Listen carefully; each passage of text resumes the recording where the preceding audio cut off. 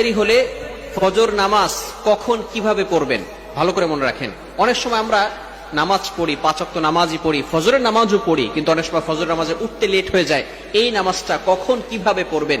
বর্তমান সময় young generation এমন ভাবে মোবাইলের পিছনে পড়েছে যে তারা সারা রাত ধরে মোবাইল ইউজ করে, রাত 1টা 2টা 3টা পর্যন্ত মোবাইল ইউজ করতে থাকে। অ্যান্ড্রয়েড ফোনে অশ্লীল ভিডিও এবং মুভি নাটক দেখতে দেখতে দেখা যাচ্ছে তারা ফজরের নামাজ আর পড়তে পারে না। তাদের ঘুম থেকে উঠতে উঠতে 7টা 8টা 9টা 10টা বেজে যায়। এমনকি তারা এই ফজরের নামাজ, যারা নামাজি বান্দা, এই সমস্ত বান্দারা তারা ফজরের নামাজ জোহরের সাথে অ্যাড করে ফেলে। ভালো করে মনে রাখবেন, জোহরের সাথে অ্যাড করা যাবে না।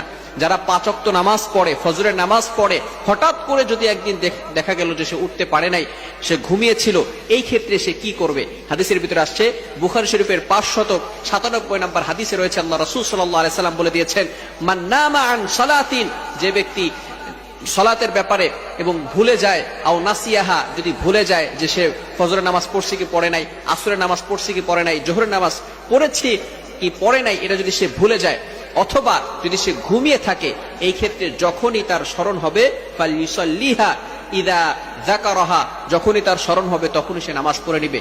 এই ক্ষেত্রে যদি আমরা ফজরের নামাজ দেরি করে ফেলি, উঠতে না পারি, যখনই আমরা ঘুম থেকে উঠব তখনই আমরা ফজরের নামাজ পড়ে ফেলবো, যদি মামনু, নিষিদ্ধ সময় না হয়। অর্থাৎ যখন সূর্য উদয় হয় এই সময় নামাজ পড়া যাবে না, নামাজ পড়া হারাম। সূর্য উঠে যাওয়ার পরে আপনি যখনই উঠবেন, ঘুম থেকে উঠার পরেই আপনি নামাজটা পড়ে নেবেন। ভালো করে মনে রাখবেন, অনেকে আছে আমরা মনে করি যে এখন তো নামাজ পড়তে পারি নাই, জোহরের সাথে আমরা অ্যাড করে নিব। যদি এমন চিন্তা করেন, আবার অনেকে এভাবে নিয়ত করে ঘুমায় যে আমি একটু লেট করে ঘুমিয়েছি, আমি 10টার সময় উঠে তারপরে আমি ওই 10টার সময় ফজরের নামাজ পড়ব। খবরদার, এটা কিন্তু গুনাহের কাজ হবে। আল্লাহ পাক রব্বুল আলামিন পবিত্র কোরআনুল কারীমের ভিতরে বলে দিয়েছেন, 5 নম্বর পারার ভিতরে সূরাতুন নিসার 103 নম্বর আয়াতে আল্লাহ তাআলা বলে দিয়েছেন, ইন্নাস সালাতা কানাত আলাল মুমিনিনা কিতাবাম মাওকুতা, মুমিনদের উপরে এই নামাজটাকে নির্ধারিত সময় ফরজ করা হয়েছে। সুতরাং ফজরের নামাজের যে নির্ধারিত সময় আছে এই সময় পড়তে হবে, জোহরের নামাজের যে নির্ধারিত সময় আছে এই সময় পড়তে হবে, আসরের নামাজের যে নির্ধারিত সময় আছে এই সময় পড়তে হবে। আপনি যদি ইচ্ছাকৃত ভাবে নিজেই নিয়ত করে রাখেন যে আমি ফজরের নামাজ 10টা 11টার সময় পড়বো, 7টা 8টার দিকে পড়বো, তাহলে কিন্তু অবশ্যই গুনাহগার হয়ে যাবেন।